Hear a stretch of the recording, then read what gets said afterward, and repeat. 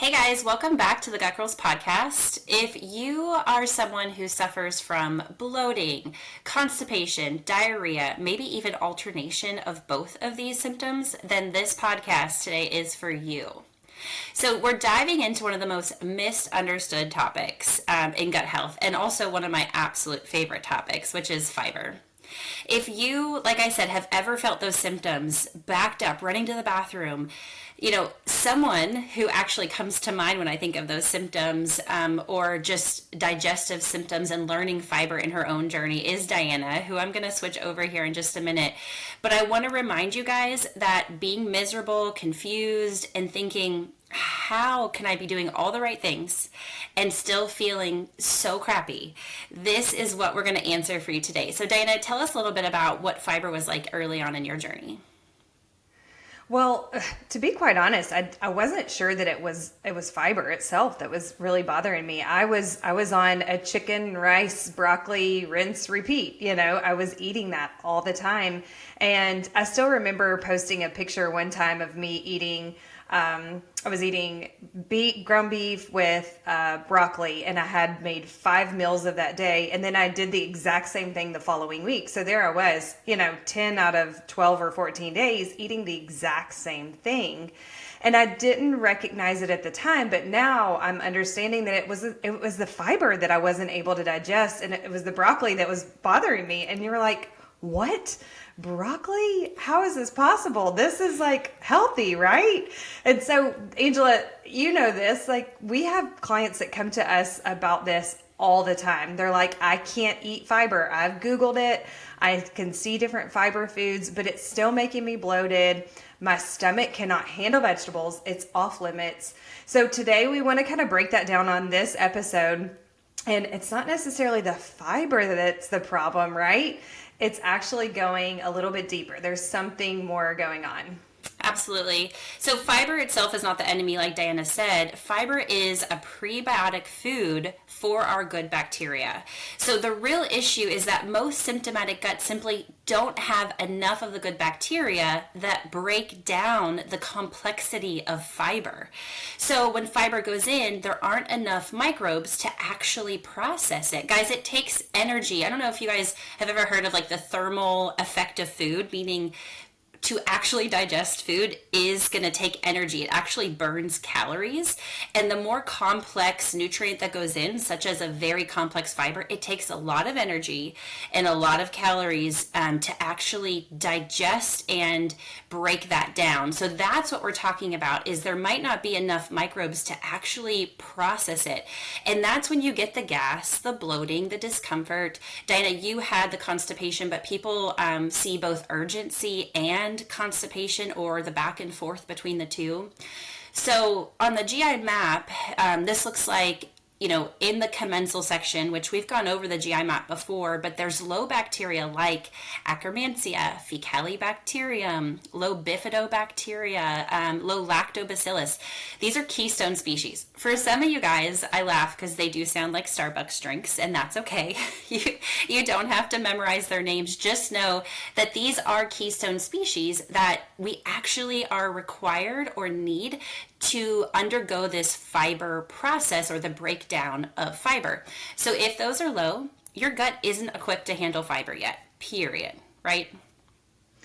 Yeah, so what we try to do with our clients is say, journaling is so important. So when I was journaling for you, you recognized like, hey, Diana, look, you're eating broccoli 10 out of 12 days. And so you kind of taught me a little bit about what that looks like as far as rotation, how many grams of fiber I'm getting in. And from what we've seen when we review some of these journals, people are getting in about 10 to 20 grams of fiber a day. That's pretty typical, but it's also always like kind of the same foods over and over and over again, kind of like what I was describing with my broccoli. And so they're actually it's not necessarily the fiber itself, but it's kind of that low diversity, which goes along with what you were just talking about with the test, with the low commensal. So we're lacking this diversity, and you use this term rotation all of the time with me. rotate food, and I hear you use it with clients, rotate through the foods, eat the rainbow, those kind of things. So tell us a little bit more about, like, when you see that on the stool test, you see those markers, those Starbucks drink markers on the test. Tell us a little bit about what you're looking for, like with the diversity of the fibers, of the foods, and to help support that commensal bacteria. Yeah, that's a great question. So I would say the takeaway today, and to listen for this throughout the rest of the podcast, would be diversity and quantity. Those are the two things you want to become a master of understanding when it comes to fiber. So like Diana said, she was eating broccoli, that was, in her mind, that was, I'm hitting my fiber, right? But we actually want to rotate through. There's so many different fibers, types of fibers, that I feel like people don't even know. They don't even know that. You say fiber and they think of one category.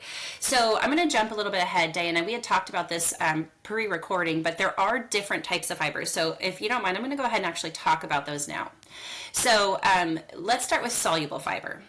These are, I think of them as like, they form a gel. That's how I want people to think about it. So it doesn't actually form like a very distinct gel in your body, but think of soluble fiber that way, because that means that it stabilizes blood sugar, okay, which is huge. That fiber has the power to do that. I'll just stop right there and say, like, for instance, if you've had blood work and your hemoglobin A1C has been sky high for, several, maybe months to years now, go back and reevaluate your fiber, because this type of fiber, soluble fiber, is what will help regulate that. It also soothes the gut. So think of like chia, flax, oats, root vegetables. Those are your soluble fiber. And just adding in a little bit more, which we'll walk you through the how to do that in a little bit here, but could be life-changing for those chronic high labs that you've been getting back. Then there's insoluble fiber. Okay, this bulks stool and it supports motility. So that's like your leafy greens, skins. Think about the skins on fruit, like a cucumber, apple, anything like that. And then seeds. You talked about rotation. I probably say this so many times. I'm like on a broken record on repeat. But seed cycling is huge, and all that means is like cycling through different seeds, like your flax seeds, your chia seeds, your think pumpkin seeds. You could even do some sunflower seeds in there, and it's cycling through those that serve as this like insoluble fiber variety. Okay, so we talked about the soluble, we talked about the insoluble, then we go to resistant starch, which I feel like is like the redheaded child of the family. No one even knows about her, but she's amazing. And she's actually a very big keystone species to the microbiome. So resistant starch makes what we call butyrate. And that fuels your colon cells, your colonic cells, and it reduces inflammation. I like to think of these as plantains or cooked and cooled potatoes, rice, lentils. And so I'll back up for a second. Cooked and cold just means, hey, I'm making a large batch today, and then I'm going to put the leftovers in the fridge and kind of eat off of those leftovers for maybe up to 3-4 days max.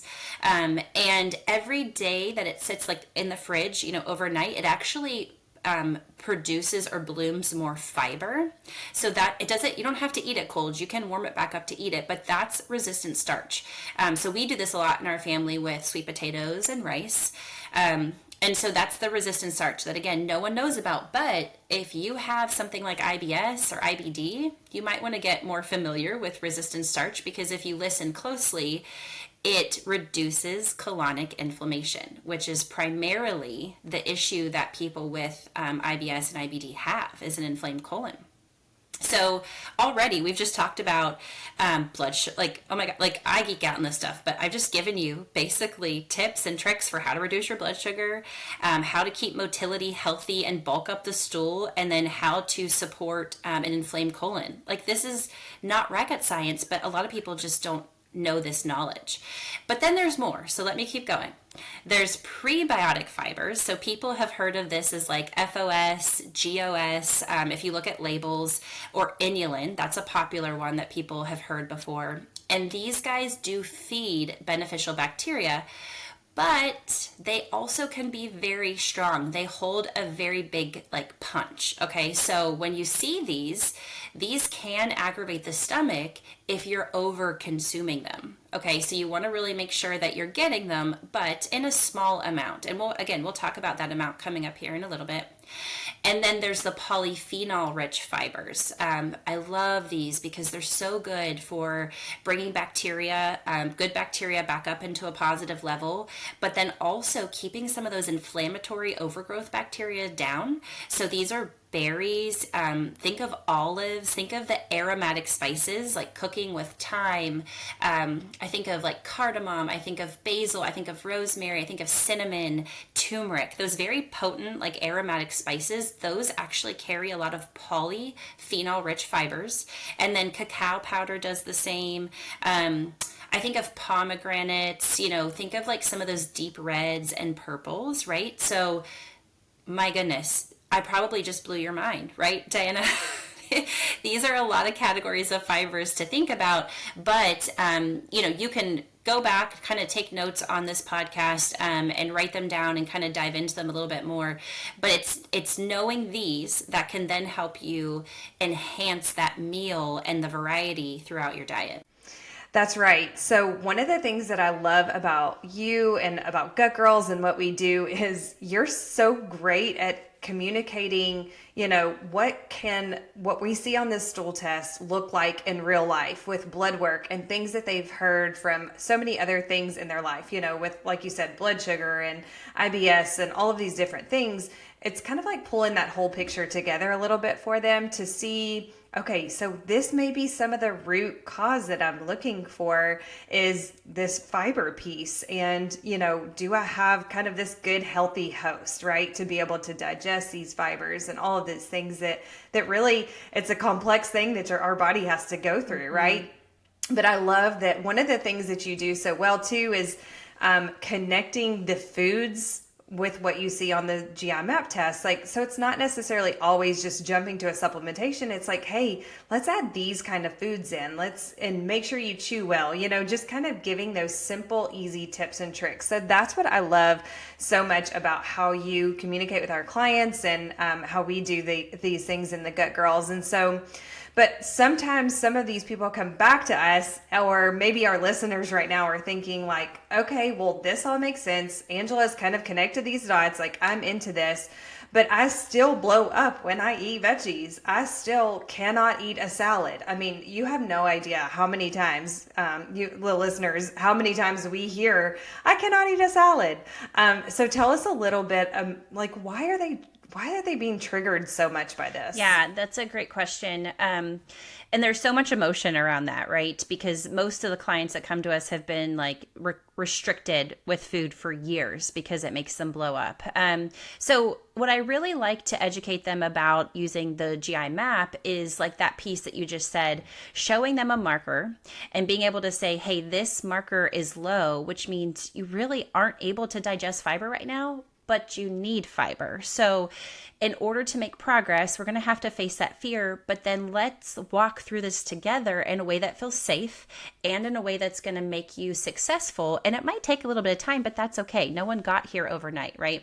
So that's where we talk about educating them on fructans. So fructans are a type, let's say a type of fiber that are honestly some of the hardest to digest. And I educate them about that up front. So we talk about, hey, that could be like the broccoli that you were eating every day, the broccoli, the cabbage, the Brussels sprouts, loads of high onion and garlic. And when I say that, people are like, but aren't those healthy? Yes, they are so healthy, but right now your body can't handle them. And so this is where people go wrong when they're like Dr. Googling, because it's like, eat more of these, and they try, and then they just end up back where they were. And so remember, guys, I think this is the key takeaway. Those types of fibers, yes, they're healthy, but they require a strong amount, like a strong amount of stomach acid, which our body produces naturally. They require a strong amount of digestive enzymes that, again, our body produces naturally, and a diverse microbiome, or a diverse set of good bacteria. This is what we started the podcast with, talking about if you don't have enough good bacteria, you can't break this stuff down. So what I love is to connect the dots and say, okay, so on this GI map test, is it showing that your stomach acid is low? Is it showing that potentially your enzyme output is low? Is it showing that you don't have enough of those good guys? And when we make that connection, then it takes the fear away, because then it's like, oh my goodness, you just validated and gave me a strong starting point. Okay, so let's say your stomach acid is low. That's what we're going to work on. We're going to bring up that stomach acid, but at the same time, start introducing fiber. But I always tell them, start it in the most digestible form. So that's going to be cooked vegetables.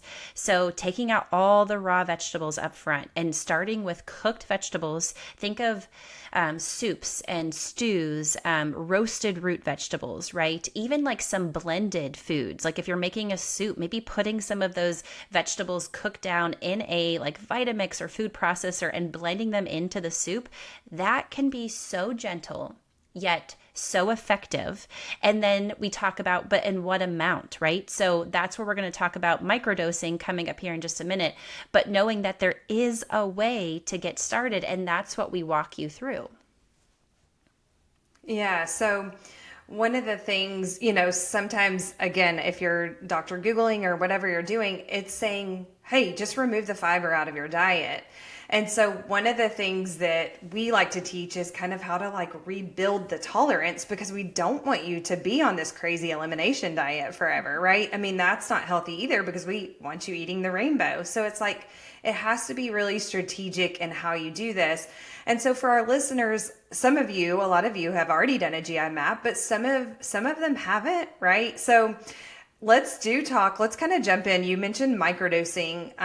Talk to us a little bit about what that means and what that looks like in, for fiber, for those people that are listening that are like, okay, this is 100% me. I can't handle the fiber. What exactly do I do? So, okay. That's where we don't start with a giant salad. Okay. I've definitely talked with my share of people in the 10 years I've been doing this. And it's like, oh, I used to eat this giant salad for lunch and dinner.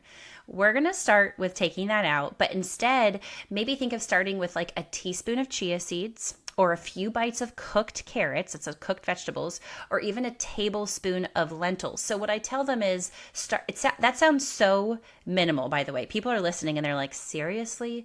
I know what you're thinking, guys. You're thinking, first of all, why would I cook, like let's say lentils, why would I cook up this big thing of lentils and then just eat a tablespoon and it goes to waste? Remember the cooked and cooled resistant starch? Make a batch that, again, you're able to put in the fridge and kind of eat off of over time. And then, start with a tablespoon. And maybe after doing a tablespoon with every meal, maybe you've done this for 5-6 days, maybe a week. The next week, hey, I can try 2 tablespoons, right? So you slowly work your way up. But at the same time, the journaling, Diana, that you and I talk about is clutch, because as you're microdosing and working up, you're journaling what you feel like after every meal. And so this is the key. If I started with a tablespoon with every meal, and then I got to, let's say, week 2, and I increased to 2 tablespoons with every meal, and I noticed that I was fine, maybe for breakfast and lunch, but at dinner, man, going to bed, I just felt kind of bloated. What I would help you do to connect the dots is, okay, so what that tells us is the bloating is coming later in the day, which means you're getting caught up in digestion earlier in the day. So then go back to like maybe just 1 tablespoon with breakfast, or 2 tablespoons with breakfast, but then just 1 with lunch, or vice versa. You see what I mean? Like, instead of just like, oh, I'm chugging through, she told me I could increase up to 2 tablespoons. It's like, no, journal so that you can maybe pull a tablespoon away from 1 meal. Maybe breakfast, also remember it's the state of your nervous system. Maybe breakfast is so hectic and you chose 2 tablespoons with breakfast that morning, but you were so busy getting the kids off to school that you didn't have time to digest the extra amount of fiber. So if you're journaling, you'll see that. You'll see, 2 tablespoons with breakfast, that was chaotic, was hard. But lunch, the kids are at school, I actually have a chance to sit down and eat lunch. I actually felt okay after lunch. Okay. Then that tells you you can handle a little bit more fiber at lunch. Maybe breakfast, keep it, small, blended, whatever it is, a tablespoon of chia seeds and maybe some yogurt or something. See how like so clear then it becomes. So it's amazing when you start the microdosing beside journaling that I think you really see the exact, think of it as like a algorithm for your body that's different for me versus you, Diana, versus the next client. And it's so amazing because it just clicks and it works. Yeah, so it's a matter of figuring out it's the right kind of fiber, it's the right order in which to eat, it's the right dosage. It's figuring all that out, and using the journaling for that is it's key. It really is. And so I think it's interesting that a lot of times our clients come back to us really quickly after kind of learning some of these tools and things. And they're like, oh my gosh, my stomach is so much flatter. I'm holding my stomach right now for those of you that are just listening, but they're like, my stomach is so much flatter now. I just don't feel as bloated. They can just literally feel the difference super quickly. I mean, I'm talking sometimes like within a week or two, right? I mean, we hear it quickly.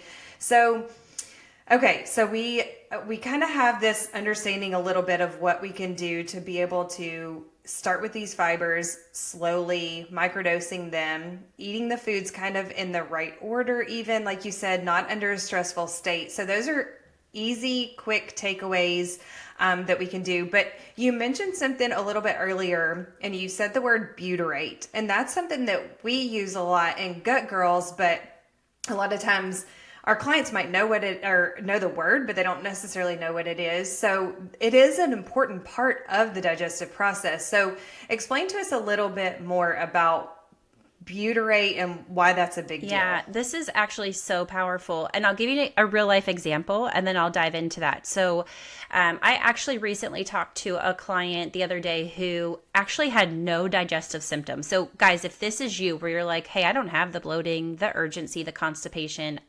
that must mean I'm fine. I don't have to listen to this fiber episode. I'll actually tell you, no, hang tight. We have a lot of clients. I think of one particularly who didn't have any of the symptoms. In fact, they would say they were, quite normal, healthy. But when you looked at the GI map, you saw that there was this low level of stomach acid that was depleted and therefore some inflammation. And guys, as we age, that just naturally happens. As we age, we naturally lose stomach acid. We are at a higher risk for inflammation because we're losing the ability to heal and recover as we age. Okay, so let's say you have someone like this client that wasn't symptomatic, but the stool test does show it does. I mean, the lab doesn't lie. It shows kind of what's at the bottom, right? That taking off the layers of the skin, what's really underneath, what's at the core of your health. And so it was interesting because the same person, in fact, they also needed a little bit of boost in their butyrate. And I was trying to educate them that, okay, you might be regular, but what you're missing is in order for this low level inflammation to heal, you actually need to focus on fiber because that butyrate word that you mentioned, Diana, it's a short chain fatty acid that your gut makes when the bacteria ferment certain fibers, like the resistant starch that we talked about. And that helps reduce inflammation, support a good gut lining, improve like the motility, which is the rate at which you're digesting nutrients, and it supports the immune system. The number one thing I'm going to be concerned about as I age is my immune system. So if my good bacteria are low, if they're not getting enough of these prebiotics like the butyrate, my immune system as I age is already naturally declining. Now it's just at a faster risk for declining. So that's so important that you ask that question because I think we all think of fiber as, hey, I don't have any problems in the bathroom, or maybe I do. That's the only correlation people make with fiber, but that's not true. It's actually so incremental for healing. And again, guys, that's that resistant starch fiber. So that's that cooked and cooled sweet potatoes and rice. Think of plantains. Yes, if you don't, if you're not someone that even knows how to make a plantain or cook it, don't go out of your way to do that. Stick with the ones that you know, maybe like the cooked and cooled sweet potatoes and rice. Think of bananas, slightly green. Such a simple way to get it in, right?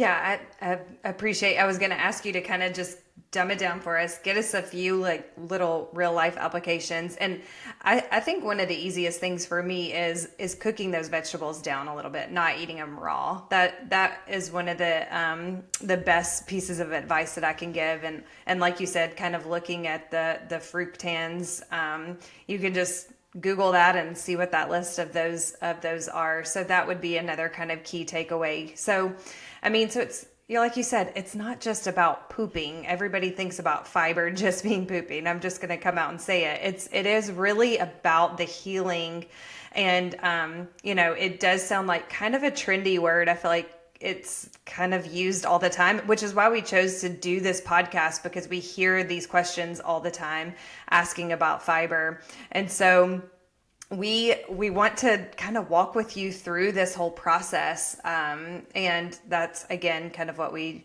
try to do here with Gut Girls. Yeah, so to wrap this up, like Diana just said, guys, the takeaway is going to be the types of fiber and the quantity. So try a different type of fiber. From the takeaway from this podcast, go try a different type of fiber. Maybe you weren't buying the green bananas. I'm not saying you have to eat it hard green, but let it ripen just a little, enough where it's still slightly green, and eat. If you're already eating bananas, just change the way that you're eating them. Just buy them a little bit more green, and don't let them get so ripe. That's one way. That's a resistant starch. Think of those cooked and cold sweet potatoes and rice. Think of chia seeds if you didn't add them in, or the seed cycling we talked about. And then, like Dana said, instead of the raw, think of cooked vegetables. It's the perfect time of year during this recording for like soups and stews. So that would be the takeaway. And then the quantity is just start small, maybe a tablespoon at a time. But if you want more support learning about these fibers and maybe correlating your, health conditions with like, hey, what's at the root of this in my GI map? Remember, we don't diagnose, but I feel like we do something even better, which is find you the root. Like, okay, let's look at your stomach acid, the things that don't actually have an official diagnosis. It's like, what's your stomach acid look like? You know, what's your immune system capacity look like? What's your good commensal bacteria look like? We'll help you connect those dots through a GI map. And so the best way to get started with that is in our Gut Girls membership. Yeah, we would love to have you join our Gut Girls membership. This community has been so important in my journey. It's been so important in so many of our clients' journeys. We every day are trying to improve that membership and provide more and more community support and coaching calls and so many different things. So we would love to have you be a part of that. One of the easiest ways to get started right now, again, at the time of this recording, is to go to our website, gutgirls.health, and just book a free 15-minute consult. And we can just talk to you then about a couple of different options that you can have to get started. But we hope this was helpful. We will see you on the next episode. The Gut Girls podcast is for educational purposes only and is not intended to diagnose, treat, cure, or prevent any disease. We are not acting as licensed medical professionals. Always consult your doctor before making any changes to your health routine.